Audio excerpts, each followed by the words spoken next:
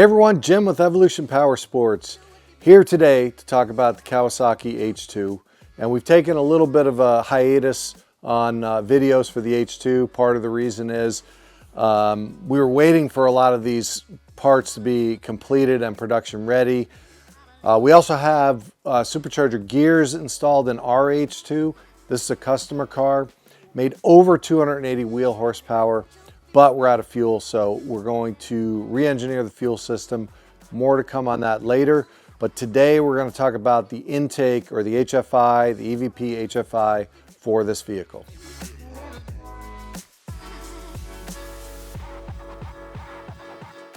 All right, so whenever we design an intake system for a normally aspirated, but especially a turbocharged vehicle, we want to do three things. But all of it relates to decreasing the resistance to flow before the turbocharger or supercharger in this case. Okay, and so the three aspects are: one, we want a really free-flowing filter. Okay, the filter has got a big job. It's got to flow a lot of air with very little resistance, but still trap, all of the particles that we operate in. Not only for customers on the trails, but for racing and for Mexico and Baja and all of the races that we do in the Best in the Desert series. This filter, you can see how big it is. I mean, it's much bigger than the factory filter, but it's very, very free flowing, and it traps all the particles. We have thousands of these filters out there on our Maverick R HFI. It's the same filter. This is made for us by a U.S. filtration specialty company. The second aspect is you have to locate the inlet for the intake in a high pressure area of the car.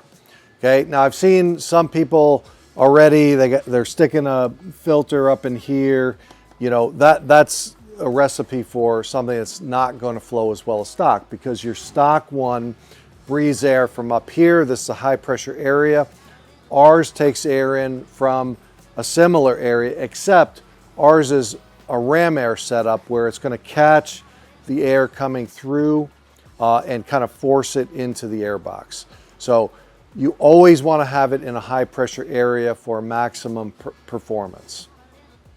Okay, and the third aspect is we want to take that air, from the filter, channel it down smoothly into a gradually reducing charge tube, but then very critical is as we get to the inlet of the turbo or supercharger to port match, where the air enters the compressor.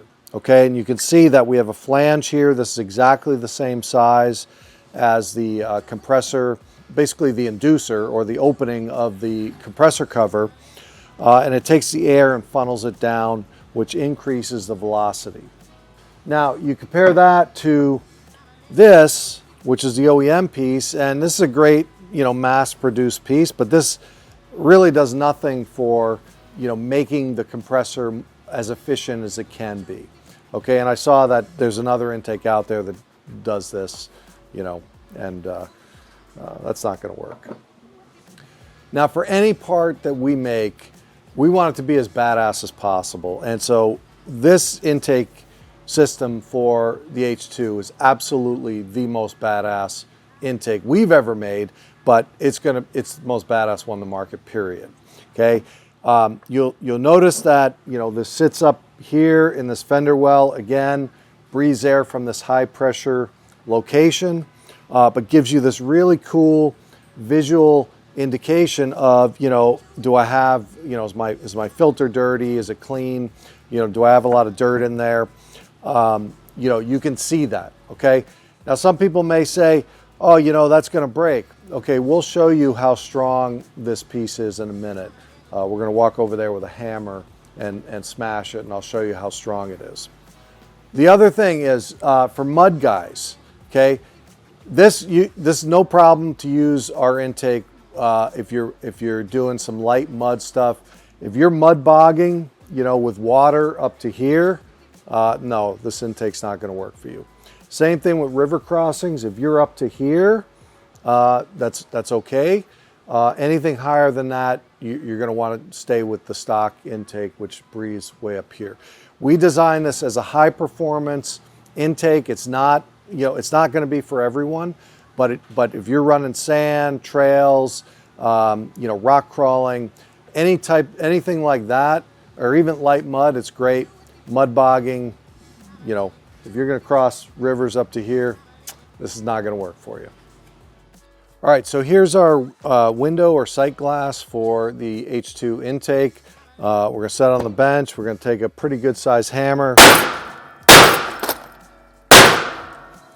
And you can see that we hit it so hard we got stuff falling off the bench, but and this is not the only time we've done that, but you can see that there's a couple of dents, but it does not break. Okay, this very, very strong piece, and we really do think about these things when we design an intake or another component that's mission critical. All right, so now what everyone wants to know, how much power can I expect putting this intake on? What we've seen with our vehicle, full exhaust, intake, tune, 5 to 6 wheel horsepower stock versus our intake, okay? And that's only gonna get more as we start doing, the supercharger gears and where we're going with this vehicle long term, okay? Those gains always stack up, especially on a supercharged vehicle. The less restriction we have on the intake side means the more flow we can get through the engine. So if you want the most badass intake for the Kawasaki H2 available anywhere, check us out, evopowersports.com, available now.